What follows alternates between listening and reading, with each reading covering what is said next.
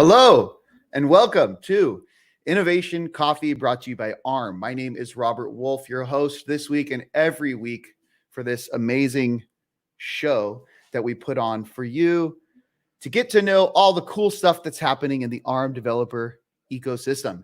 Now, today we have a great episode for you.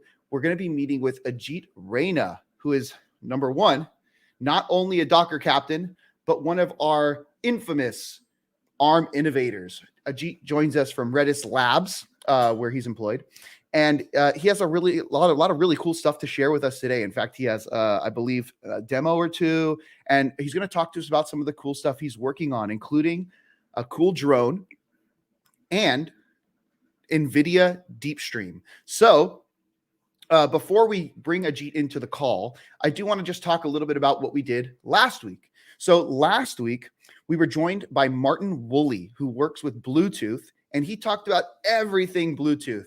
Now, Martin took away the Innovation Coffee's world record of showcasing 6 working demos in a single live stream. I challenge anyone out there who would like to join this show as one of our featured guests to bring more than 6 demos and beat Martin's record. So let me know in our Discord server or any other place that you can find me. You know where to find me. If you'd like to join the show and try to beat that record. So 6 working demos is our current record. Martin pulled it off. I think at one point he ended up with one of the demos failing, but before we ended the stream, he was able to get that demo working, stapling himself as the world record holder. Now, I think let's just dive right into the show. So let's bring Ajit into the call. Hello, Ajit. Hey, how are you? Good. How are you doing? I'm doing really great. Excellent. Well, happy to have you here. And before I ask you the first question, I just want to remind everyone watching, because I forgot to say this. If you enjoy the show, make sure you hit that like button and don't forget to subscribe to us here at the ARM Software Developers channel on YouTube. Of course, throughout the entire stream, you can post your questions, comments, anything that's going on inside the chat, and we will be monitoring that to make sure that those questions either get to myself or our featured guest over here. So keep those questions rolling. There's a lot of stuff that happens during this hour, and we want to make sure that you get your questions answered. So Ajit, I know you've been on this show before. I think maybe even a couple times. Maybe for those who haven't gotten to know who you are yet, you could tell us a little bit about yourself, what you do at Redis. Take it away. Let's get to know you. Yeah, sure. So first of all, Robert, thanks a lot. I'm super excited to be here, and it has been rare chance. We interact with especially the audience all across the globe because of the COVID reason. But thanks for the invitation. So right now I'm currently working as a senior developer growth marketing manager at Redis. It has been close to around 2 years since I have been responsible for growing the developer community around the Redis and the ecosystem. I joined Redis as a solution architect around about 2 years ago, and after that, I have been more inclination towards growing the community and the community engagement. So that is the time when I went ahead and switched to growth marketing. So apart from that, I have been also engaged with the community. We do have a Docker. Especially the Docker meetups, which happened online as well as offline. So I have been part of that. And I have been leading a Docker community, meetup community in Bangalore, which has close to around 10,800 members. So it's really exciting to do, especially these conferences happen especially online events. But we have been doing around 6 to 7 events almost every year. So there are a lot of things. Blogging, I have my own personal blogging site where I go ahead and blog around 300 plus blogs on Docker, Kubernetes, IoT. And apart from that, let's not forget that I have been doing a lot of stuff around IoT. And today I'm so excited to be here to talk about one of the projects which I have been working on. So yes, super excited to be here. Excellent. Now, Ajit, you're one of the few people I think that we have on this show that kind of has a bunch of titles, right? As I mentioned kind of at the beginning, you have your title at Redis, but you also have this Docker Captain title. You also run the Collabnix community, And you're Yeah. also an ARM innovator. We just shared that link down there for those of you who are hearing the word Collabnix and you're like, what's Collabnix? But let's start off at the top. So let's go with Collabnix first, then we'll talk about Docker captains, and then we'll talk about ARM innovators. So Collabnix, what is Collabnix? What do you do with Collabnix? How did you start this? Tell us the gist of it. So Collabnix only started when I was in college. So it is basically a conglomerate of collaboration plus Linux. So when I was in college, one of the things which I did in fourth year is I quickly learned Linux, and I just hacked into around 6 to 7 computers in the lab. And I was thrown out for week time from a college for doing that.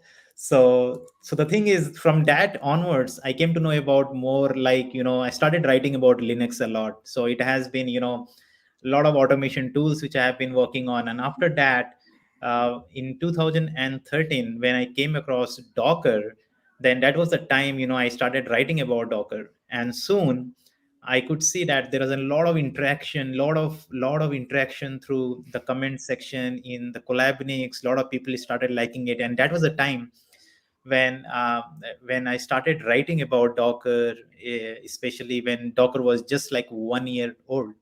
Now today, if you see, there are around 350 plus blogs which I have written on Docker.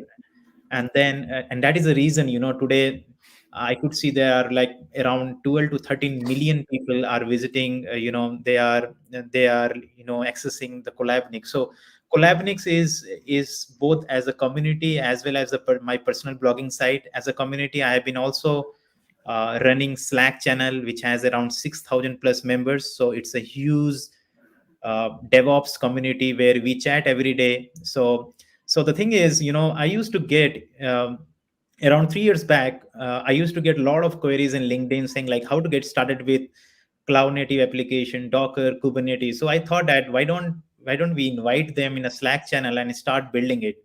And now if you see, in last 3 years we have 6,000 plus people who are like coming from a different background. They could be a developer and DevOps, but I am happy that today it has grown to a certain extent that we are now conducting an events, meetup events, all across the globe. So Collabnix is both. It's a personal blogging site, it is a community, and it is a site which holds all the latest stuff. Like every week I go ahead and publish a blog around cloud native application, IoT, and all this thing. This is something really exciting. That's awesome. And you said 300 blogs. Is that, I'm going to guess that's not 300 blogs a year. No, it's not in a year. It will be like, if you count like in a year, there are 52 weeks. So definitely close to around 50 blogs per year. Awesome. That's good. Yeah. I mean, 300 blogs a year, that's pretty much your entire life is sitting there writing blogs for the year, right? Yeah. Cool. Correct. All right. So let's touch on the next topic. Ajit, you are a Docker captain. So tell us a little bit about your role as a Docker captain. What do Docker captains do? And how did you come about this? Yeah, so sure. Like, so Docker captain, it has been like around 7 years I have been Docker captain. When the program all started in close to around 2015-16. Ever since, I have been a Docker captain, and these Docker captains are basically the Docker ambassadors. So think of it as like just like an ARM innovator, where we talk about ARM, we go ahead and do innovate a lot of new things. In the same way, Docker captains are those special forces inside Docker, which is again officially honored by Docker. And these are the experts who goes to the places, talk about the new features. So we get a privilege of accessing the code, the pre-GA build, and then we go ahead and write about it. So captains are not the Docker employees, but an influencers who goes ahead and talk about Docker to the wider audience. So right now, if you see, there are around 40 to 45 Docker captains all across the globe, and I'm proud to say that I'm the only one in India. So I really feel proud about it. But at the same time, I can see the massive amount of energy people want to go ahead and contribute. So this is something I have been there since last 6 to 7 years, and it's really good to see how this program has expanded all across the globe, where people go ahead, talk about the technology and share their expertise. That's awesome. Yeah. So I want to bring up a comment here from Arijit Das. So Arijit is one of our frequent community members here who joins the show. You might be familiar with him. He's given you kudos here. Collabnix has been the one-stop destination for all things Linux, especially for students and developers from India. Hats off to you for this work. That's awesome. I think that that's just really cool. I mean, it shows the impact that you're having, I think, on a global scale, but also to students in India. So, that's a very nice achievement. Yeah, That's really cool to hear. Yeah. Thank you for the nice comment there, Arjit. So let's dive into the last thing here, ARM Innovators. And you kind of brought up that Docker captains are similar to ARM Innovators. I want to just touch on this. Maybe we can get that link shared as well for people who aren't familiar with ARM Innovators. But yeah, ARM Innovators is something very similar to the Docker captains or the AWS ambassadors or AWS community builders. I'll give a quick overview real quick of it, and then you can kind of tell us your experience. Is that okay, Ajit? Yep, sure. Excellent. So there's the link right there. At the top of that page, in fact, if you are interested in becoming an ARM Innovator, you can go hit the sign up button and put your information in there. But ARM Innovators, yeah, it's a small group of individuals who are handpicked around the world to represent the ARM developers from a expertise level. So the ARM Innovators are usually very technical, but they're also usually very engaged with the community as well. So you kind of have this well-balanced person who not only enjoys creating technical things on ARM with ARM, but also enjoys kind of showcasing them and coming on to shows like this, right? So you have this perfect mix of someone who's both intra and extra personal. Is that the, I don't know, intrapersonal and extra personal, whatever. Yeah. So it's nice to have you here, Ajit, representing the ARM Innovators. We love having our ARM Innovators on Innovation Coffee. So tell us a little bit, how's the ARM Innovator program for you? Yeah, definitely. I am going to share it with us now. It has been like close to 1 year now. And one of the thing, which I should really appreciate Robert for is like how he has been taking care of all the ARM innovators. So the first time when Robert reached out to me talking about this program, I was totally, I was waiting for that particular moment because I have been doing a lot of things around it. I still remember in 2016 when I wrote the first blog on Raspberry Pi, Docker running on Raspberry Pi. That blog got around the most read blog in 2016. And since then, I have been doing a lot of stuff around it. And when you reached out to me at that time, I think that was really exciting because I have been doing a lot of projects like Pico. I was working on that while I was in Dell. And then after that, I would say I would like to thank ARM for sponsoring all those hardwares because I have been, and we will talk about that particular project, but there has been a lot of help and a lot of support from ARM to go ahead and as an innovator, so that because we are the innovators which are spread across the globe, and it is really important how this program has been run so actively. Every bi-weekly we have a meeting where we go ahead, talk about it, talk about the things which we have been doing. So it's really exciting to be an ARM innovator at this point of time. That's excellent. Yeah, you mentioned, you being the only Docker captain in India. We only have a couple innovators in India. But I will say, you've been also a very patient and kind ARM innovator. We are still working out the kinks, with the whole COVID situation, the supply chains and the ability to ship things and the ability to reimburse things. Like the innovators have a lot of different perks that they get to take advantage of. And it's both fortunate and unfortunate. We have folks in India who are representing ARM, but getting things in and out of India in the current situation is also very difficult. And so, with this program, we've been working out a lot of the kinks. And, Ajit, you've been a perfect representative helping us, at ARM figure out how to work out these kinks as well, right? Trying to figure out how we can get past these different barriers and find ways to support developers on a global scale. And so, as a representative out of India, we've been able to experience things that we wouldn't have otherwise been able to experience that we can apply to the greater region. So, you know, it's been definitely a learning experience for us, and we appreciate you for that. Cool. All right. I think that covers everything. So I'm going to pull up my list now, and I think it's time to dive into our last thing, which is the icebreaker round of Innovation Coffee Cribs.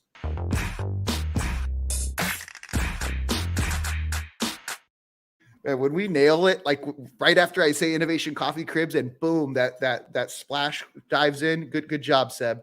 All right. So Ajit, Innovation Coffee Cribs, this is a chance for you to kind of show us the things that you have hidden around your office, on your desk. What kind of cool tech gadgets do you have, ARM-based tech gadgets do you have hidden around your office there you can show us? Yeah, sure. I'm so excited to show you what I have. So there are a couple of things. Ooh. And there you go. So there are basically the three things which I'm going to show you here. So this is a kind of, you know, I know everyone might have guessed it. It is a RoboMaster, DJI RoboMaster.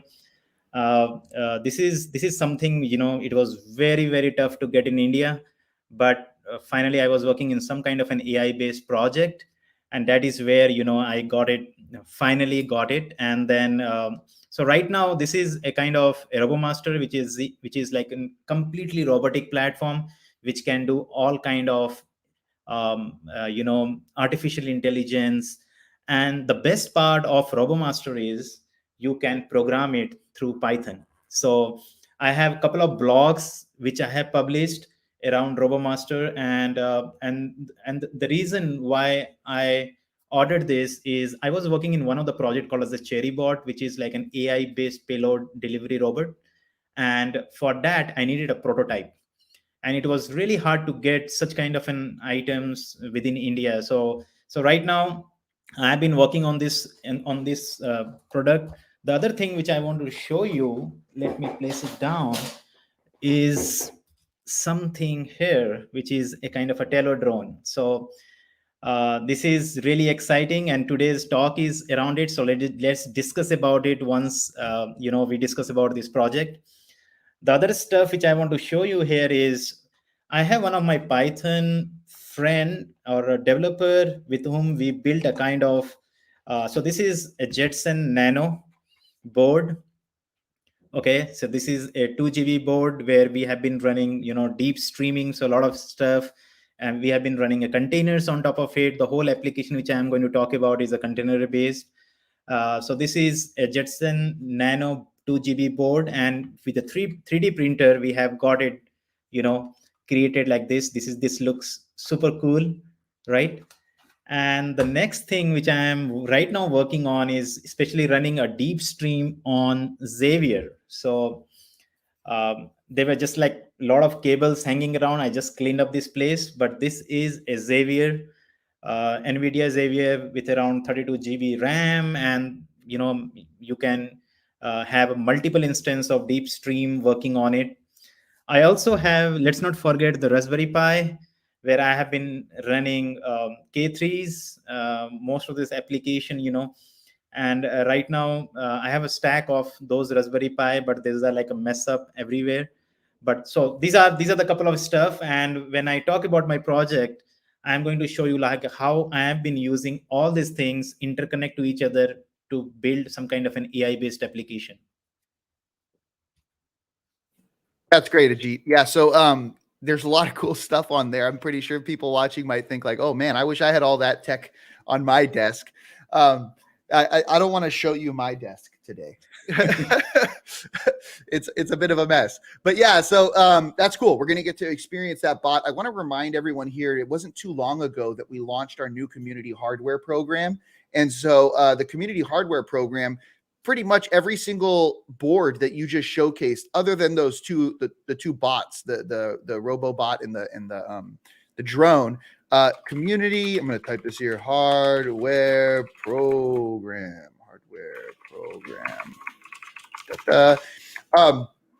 You can actually get remote access to every single board Ajit just showed on his desk through our new community hardware program hosted in partnership with Mini Nodes. So I just posted the link there. feel free to go check that out after the show. And if you have a need for one of these types of technology, one of these types of ARM-based boards for a project you're building, you could submit a request there. In fact, if you go to the issues section, Ajit, I noticed you just submitted a request.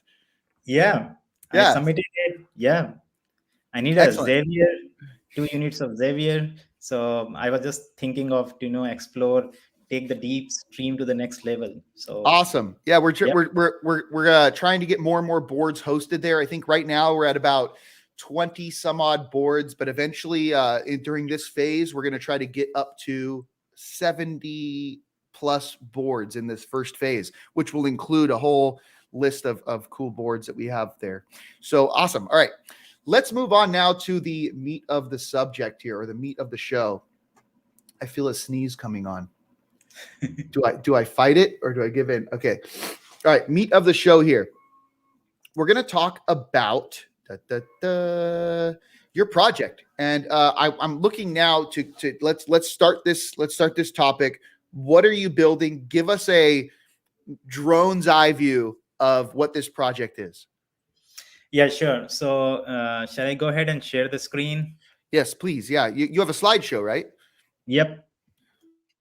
So let me do that. Okay. You got it. The Can you see wizard my behind. Let's bring that in. Yeah, we can see it, I think. There we go. Okay. So the thing is, today I'm going to talk about one of the really exciting project which I'm working on. So, and this project basically connects the drone, Jetson Nano, and the DeepStream all together to build some kind of an AI-based application. Now, I have been talking about AI in the past where we use a cloud-based services a lot, but this is unique in a sense like the way how you can do the fire detection using the drone and then fetching the data and putting the Jetson Nano and then putting the DeepStream into the action to do all kind of AI analytics. So that is the project is all about. Now, COVID, because of the COVID, we can't go out. So what I did here is recorded a kind of a video, put it on my television, and then flew the drone. So the drone which I am going to talk about is a Teledrone, which is an indoor quadcopter, which it will fly in a certain height, capture the image, and then do some kind of an AI analytics. So let us go ahead and try to see. So if you really want to set it up, so these are the hardware equipments which you need. The Teledrone, which cost you around $99. We have a Jetson Nano 2 GB, because this is something which is just like a POC. So you can use the Jetson Nano, but if you are like using the 4 GB, you can always go ahead and use it. You need a SD card, Wi-Fi module, which gets put it in the Jetson Nano. And then we have a DeepStream 6.0. So now the DeepStream 6.0 was just released just released 2 months ago. And one of the thing which, as I work for Redis, so DeepStream 6.0 comes with a Redis as a supported database system as a PubSub module. So I have one slide which talks about that. Now going to the point where the Teledrone. So now I'm going to let me share my stop my screen, and then I am going to show you a video. It's not a video, I would say, but it is switching on to the next camera here. Gotcha. So this is what I'm going to show you about. So this is a Teledrone, okay, and it is basically an roundabout less than 100 centimeter, I would say, less than that. It is an 80 gram. Which is quite lightweight. It is perfect for indoor exploration or experiments because it is lightweight. And if you are just flying out near the beaches, it might, get drifted, right? So the thing is, the whole idea of the beauty of this drone is you can run a Python code on your laptop, get connected to this drone, and then you can do all of those kind of flips. So it's really exciting to see, because there are most of the drones which you see which is available, they don't support the Scratch or the Python programming, but this is a single drone, I would say, which is which has a flying time of around 13 minutes, 13 to 14 minutes, 80 gram, and in weight.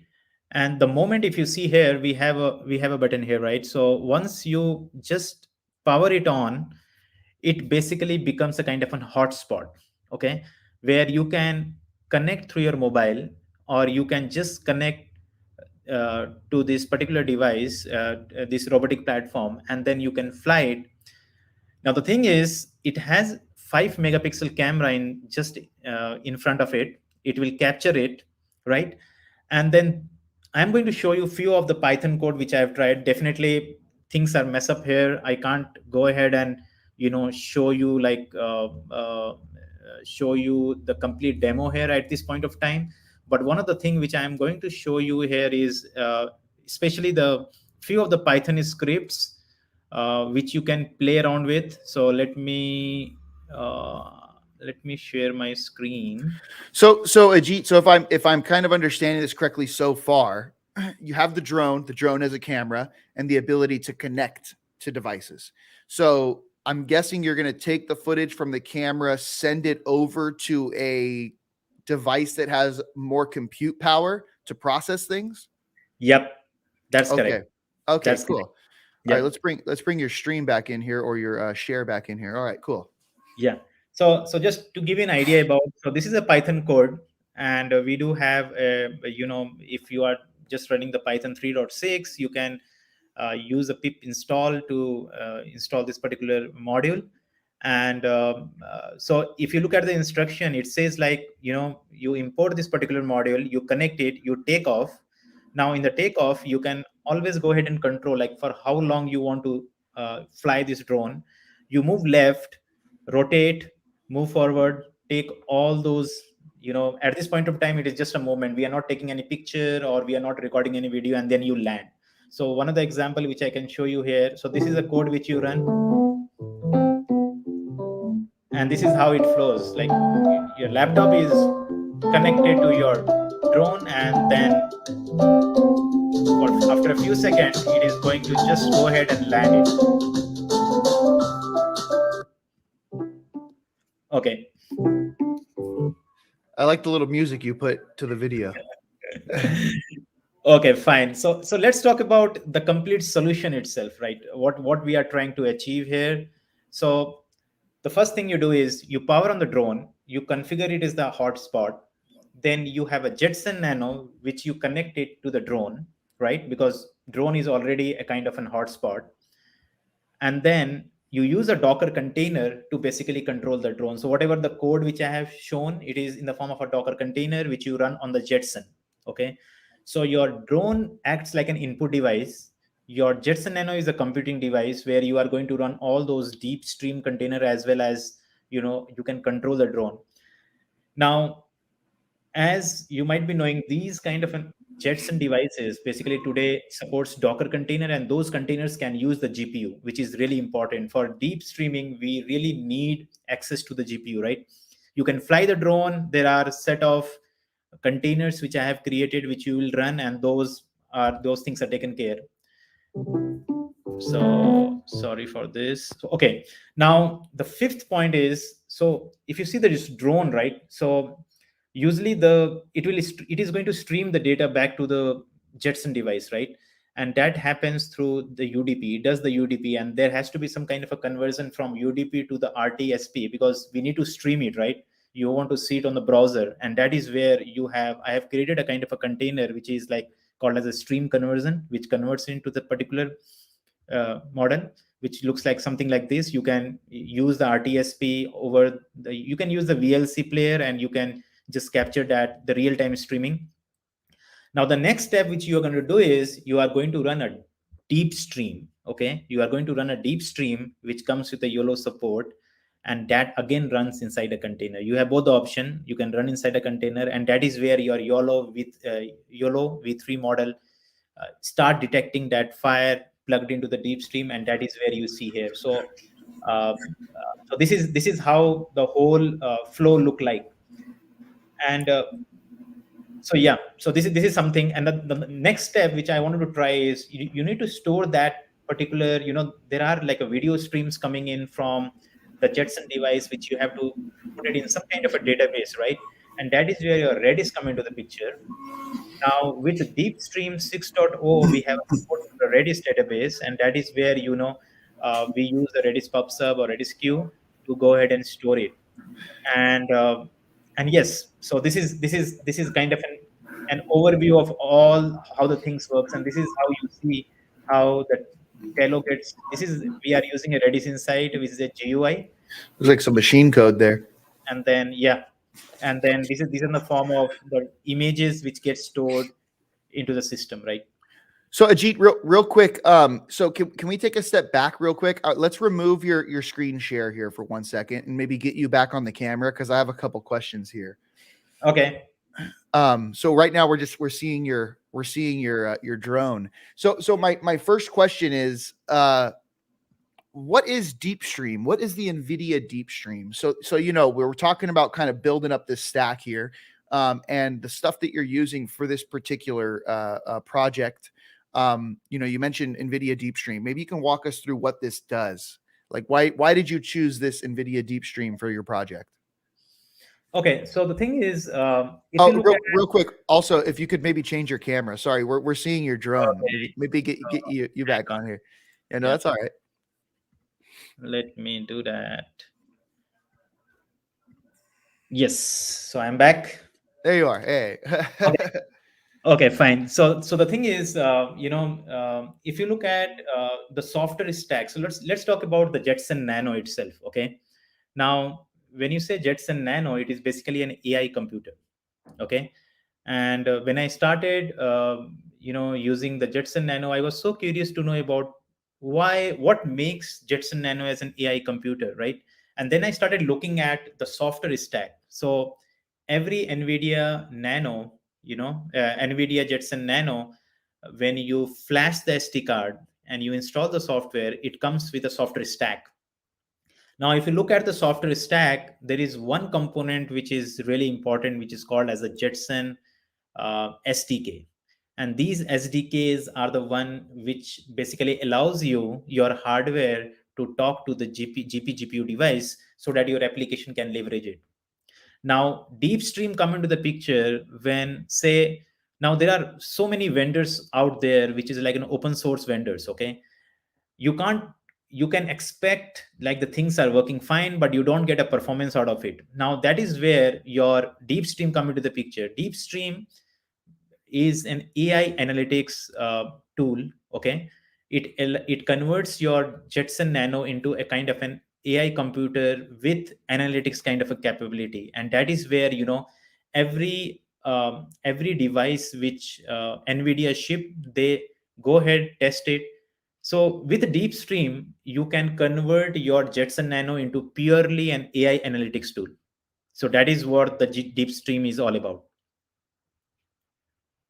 Trying to find the unmute button. Okay, that's great. Yeah, now we understand DeepStream. That's great. So yeah, I mean, NVIDIA pushes out some pretty good boards there, especially AI focused boards. Meaning you could also do this with the Xavier, right? Because they've enabled DeepStream on the Xavier as well. And if you want a little bit more oomph, more power behind your processing, then you can also get the Xavier as well. Yeah, and one important thing here is, especially if you see, when I tried playing around with the Raspberry Pi, and Raspberry Pi doesn't come with the GPU support at this point of time, but maybe you need to use an external board for that.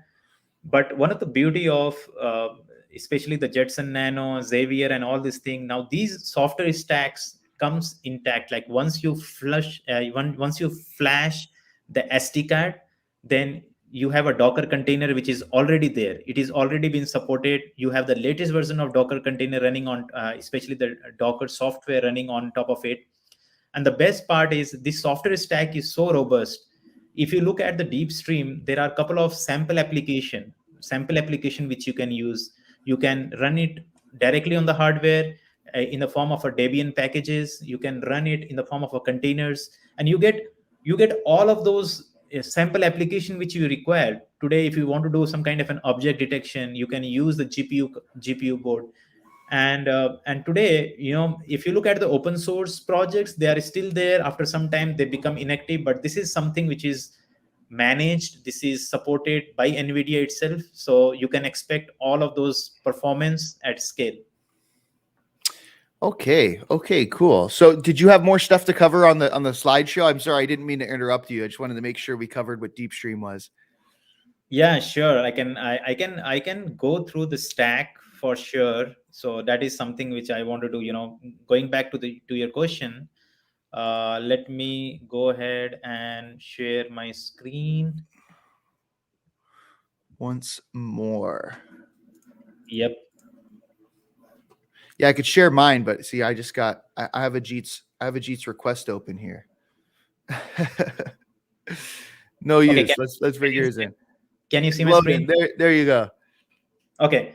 So if you look at, since we are talking about the deep stream, like let's get deep dive into it. So the first thing is, if you look, this is a kind of a software stack for any of the AI edge devices, which on in the base you have a Jetson. On top of it you have a CUDA. CUDA is more like an interface which allows your hardware talk to the GPU devices. Your application can literally leverage those GPU devices. Think of it as like the containers, Docker containers which you are running, how they can leverage the GPU. And for that, you need to have a CUDA libraries to be installed on your Jetson board. Now, if you look at the one essential part when you flash the SDK image, which has then a Debian based operating system, you get a Jetpack Sdk. Now, this is really important for any of the AI analytics part. And these SDK provide you with all sort of frameworks, like TensorRT is the one. You have the VisionWorks, OpenCV. These are the basically the libraries for object detection and analytics. It allows you to do the deep streaming. So think of it as like, earlier I still remember that, when I was working in a Pico project, I have to rely on the Amazon recognition system, and those were like till 5000 API calls it was free. After that it was the paid one. So we were more dependent on cloud. But this hardware provides you with a GPU capability just inbuilt on top of the board, so you don't really have to worry about it. You don't have to really go to the cloud to do some kind of GPU processing. It just happens on the board. And on top of it you see a DeepStream SDK which sits on top of it. You just install it and you get all kind of software which is required to make your Jetson board as an AI analytics. So this is the one thing which I wanted to show. The other thing which it is interesting, maybe I can show you here, is one of the thing which has been introduced with DeepStream 6.0. Now, last November, the DeepStream 6.0 was introduced. And if you look here, one of the thing which I was looking out and waiting for was the Redis support.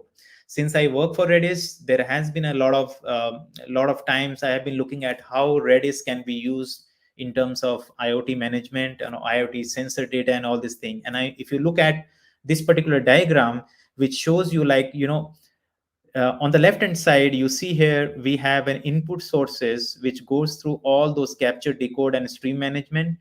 And then the inferencing is a point where your machine start predicting, because you have already trained your machine and you start predicting. It's just like a human, right? We are just imitating a human, right?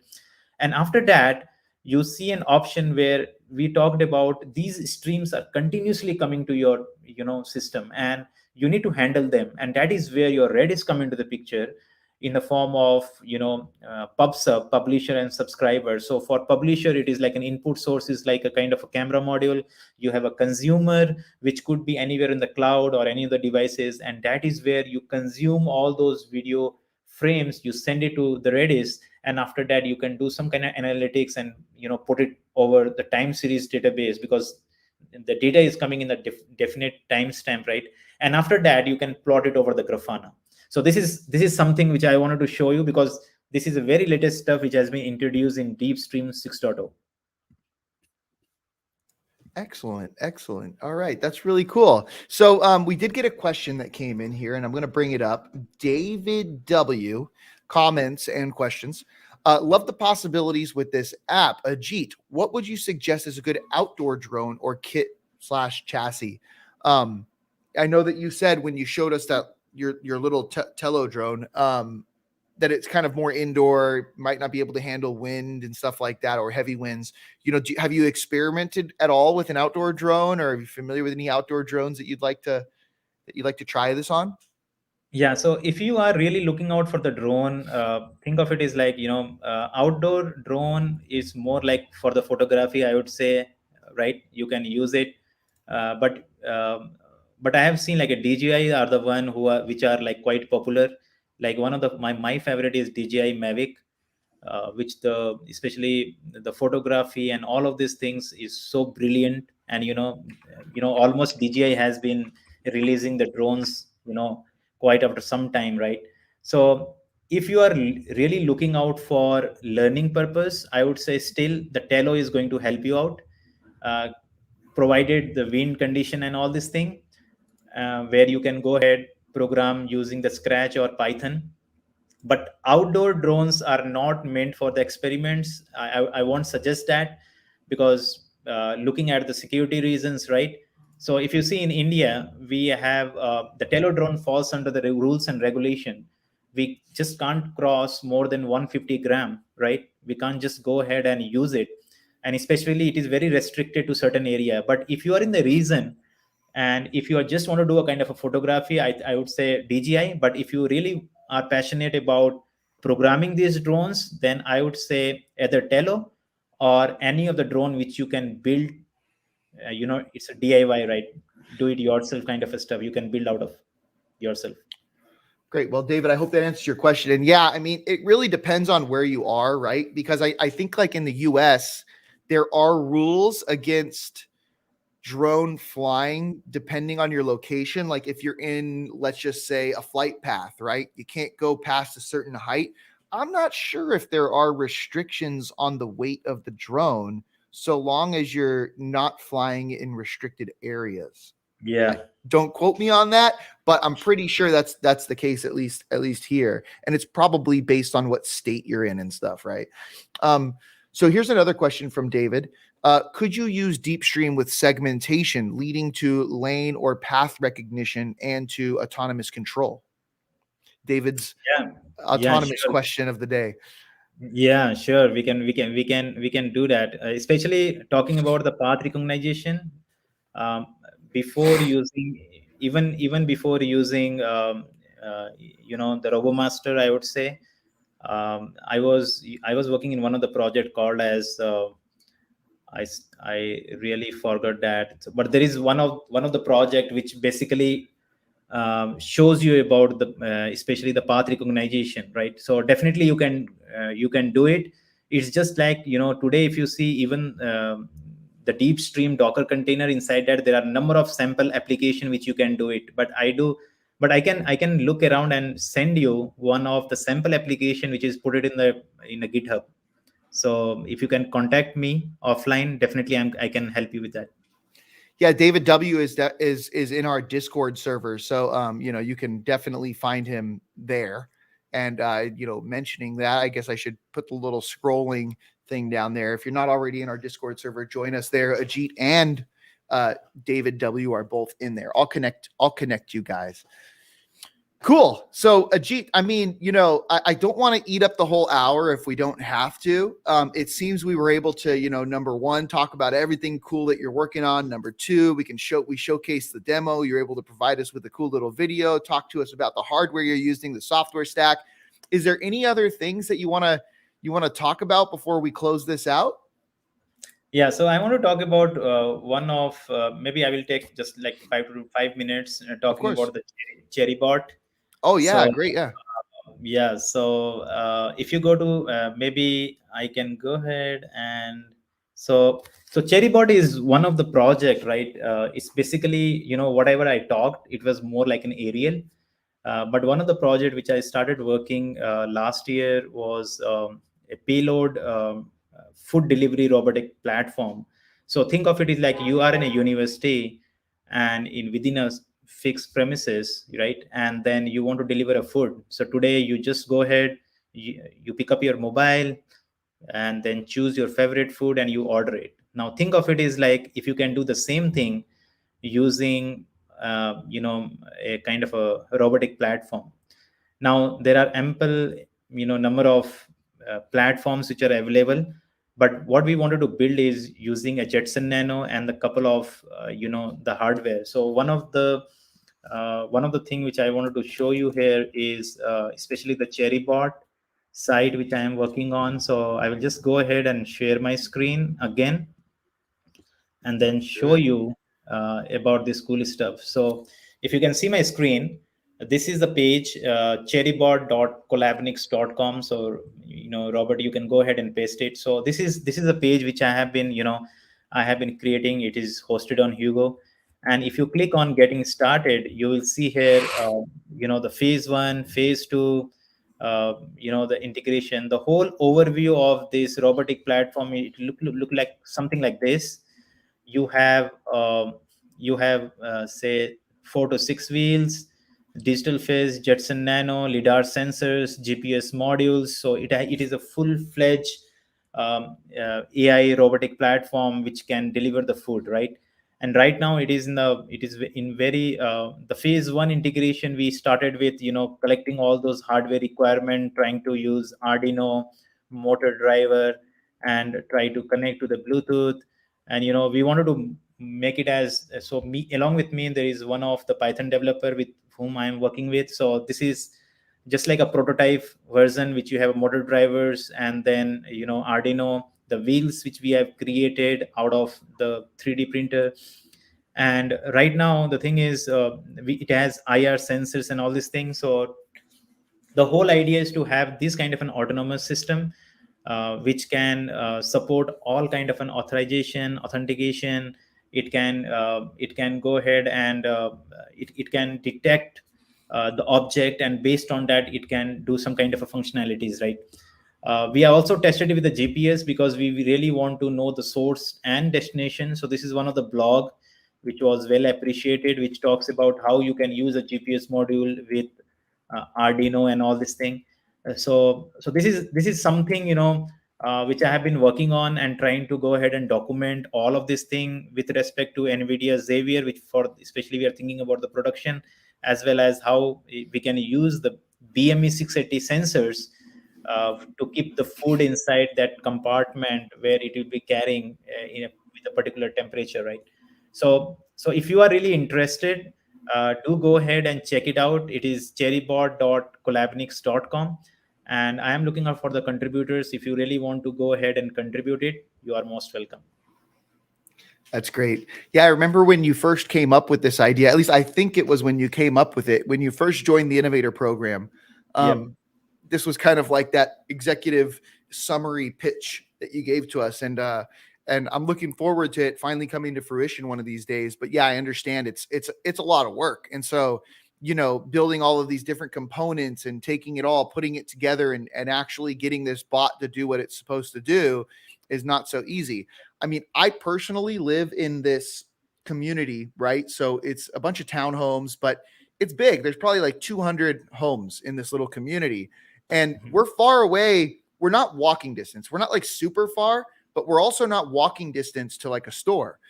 I think it would just be so cool if we had kind of like a touchless store that we could order like, chips and salsa and, hot pockets or, just snacks and things. And the homeowners association could host all of these things in just a area, put a little menu up, and then people who live in the community could go online, put in their order, and then have a little bot show up. It's just something so cool. In fact, you know what? When this bot's done, I'm going to propose it to the homeowners association. I'm just going to run it here out of the garage. So if someone puts an order, I just toss it in the cherry bot, hit a button, and send it to that house.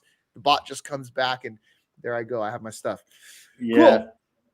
Very cool. Yeah, I think that the applications for this kind of technology is great, is huge, right? I mean, even talking about like, I'm thinking about back when I was younger, right? And you have the kids that you live with in your community, things like that, sharing homework assignments or books and things like that. It's going to be a pretty crazy, yet I don't think too far off of a world, when every house has its own little delivery robot, right?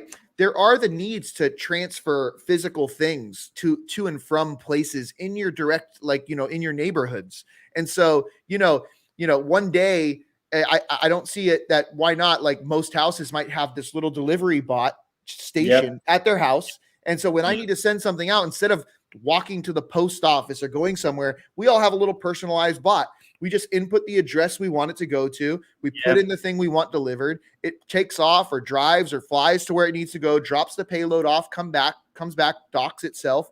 That's the postal service at its best, right and there. The beauty is, today, if you see, these hardwares are so advanced, right? We can always go ahead and implement it. It's just a matter of, bringing all these technologies together.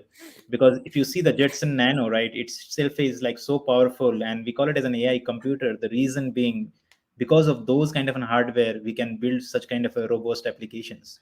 Yeah. I'm waiting. I'm still waiting for, like, Amazon or one of these big companies, delivery companies, to come knock on my door and say, hey, can we put a charging station on your roof so that, like, oh, you're in the direct flight path of a drone delivery system. Like this is the future. I think that we're within 5 or 10 years from this type of delivery system. Yeah, that is going to happen for sure. Yeah. So sometime soon, companies are going to start buying up airspace, like they need that flight path. And so, for me to fly over your house, we're going to rent that airspace off of you for X amount of dollars a month.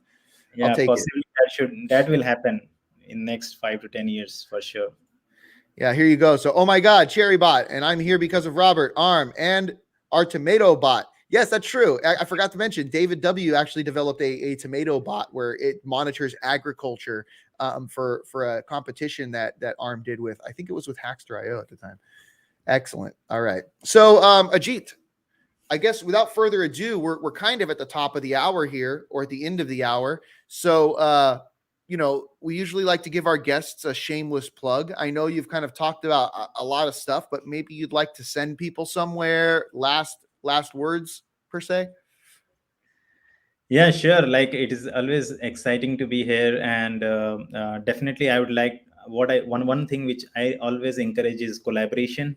So I have been traveling to universities in India, trying to connect with people, students, and then try to implement these kind of stuff. So I'm always, I welcome. So if in case anyone is interested to collaborate on these kind of stuff which I'm working on, I would like to welcome them. And definitely you can catch me up in Collabnik Slack, which has around 6,000 plus members. So definitely that is a place where you can come in, and you can always ask your questions, get it answered. And then definitely there is a lot of room for construct, collaborate, and contribute.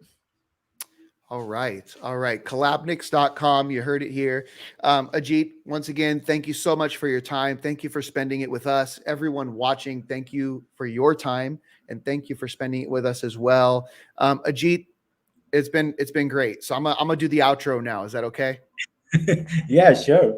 All right, great. So today we got to see a whole bunch of cool stuff. We got to see Ajit, his desk, all the cool hardware he has on it. We got to talk about his Teledrone and the cool stuff he's building around fire detection, connecting it with NVIDIA, Jetson, Xavier boards, using DeepStream to analyze that and then send it up into the cloud using Redis technology as well. So there's a lot of really cool stuff going on today. If you have any questions, of course, you can post that in the comment section if we weren't able to address them here. Now, next week, we're going to leave it as a surprise. In fact, only because I don't have it listed here. I'll have to figure out what we're going to be doing next week, but it should be a fun episode as usual. Every Thursday, 5 p.m. UTC, you'll find me, a featured guest, some cool technologies based on ARM, and of course, the great community that joins us. Thank you all for your questions. Thanks for contributing, collaborating with us here. Ajit, take care. Hope you have a wonderful rest of your week. Okay, take care. Thank you all. All right. Bye, everyone. Don't forget to like and subscribe. Take care.